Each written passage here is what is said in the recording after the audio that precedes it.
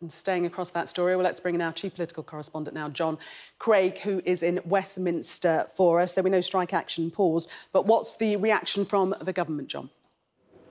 Well, you've heard that statement from Matthew there that that negotiations have been completed and there's been a final offer. Well, how many times do we hear in industrial disputes that it's the final offer from the employers? We shall see. But you have to say, listening to that GMB statement, that they seem minded to recommend to their members to accept the offer. Now, that's only one union. Based on the experience of the last few weeks, the Unite Union, which is one of the 3 unions representing ambulance crews, has been more militant, if you like, or more determined to pursue a better deal. And it's entirely possible you could have one union backing the deal and another, like Unite, for example, not backing it. Clearly, the GMB is minded to accept the offer. At one point, a few weeks ago, the government was attempting what was described by union leaders as a divide and rule, trying to buy off the Royal College of Nursing, traditionally, obviously, much more moderate and less militant union than the others, the nurses, as opposed to the ambulance crews. And as Matthew rightly says, there's still a pretty ugly dispute going on involving the junior doctors, whose leaders claim that a junior doctor starts on less money than a barista in a coffee shop. So there's not much movement there.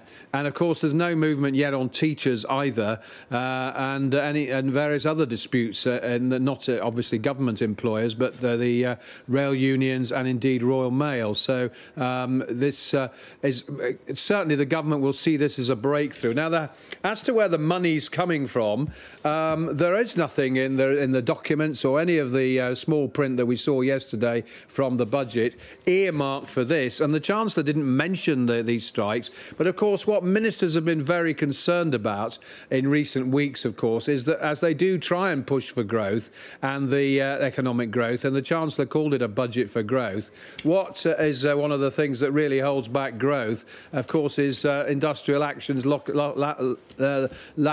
of productivity.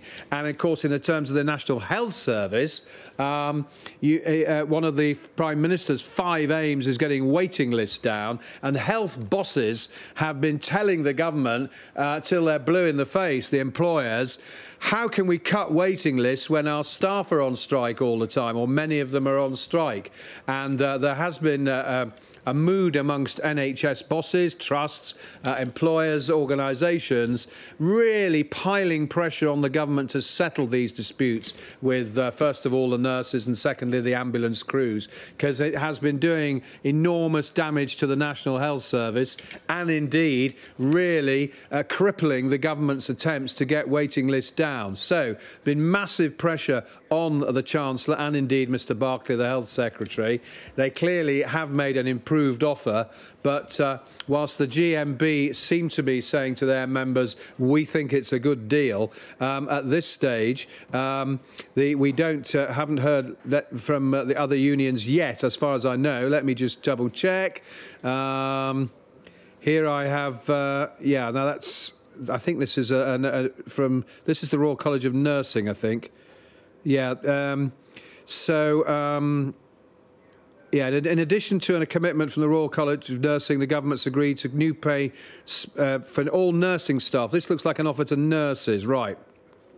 So there appears to be an offer to nurses as well, a one-off payment for the current financial year between £1,655 and nearly 3,800, and 5% for next year. So there seems to be an improved offer to nurses as well here. So we are looking at offers to 2 key groups of workers in the National Health Service, the ambulance crews and the nurses. So we will see what the response is. Obviously, the GMB, who've talked in terms of perhaps recommending to their members to accept this.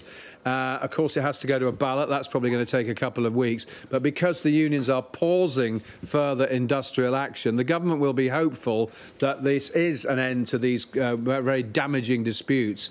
But But, of course, there are several groups of workers and several trade unions here, so we shouldn't assume that these strikes are over yet and that there is a deal yet. These offers have to be put to the members, and whilst they are a big improvement, really, on, at one point, the government was talking about 3.5%. That was going back towards the back end of last year. It's a big improvement, but it's still nowhere near what the unions have been asking for. For example, the Royal College of Nursing started off by asking for 19%. Then Pat Cullen, a few months ago, said, OK, we might consider half of that, say 10%. Well, these offers are still short of that.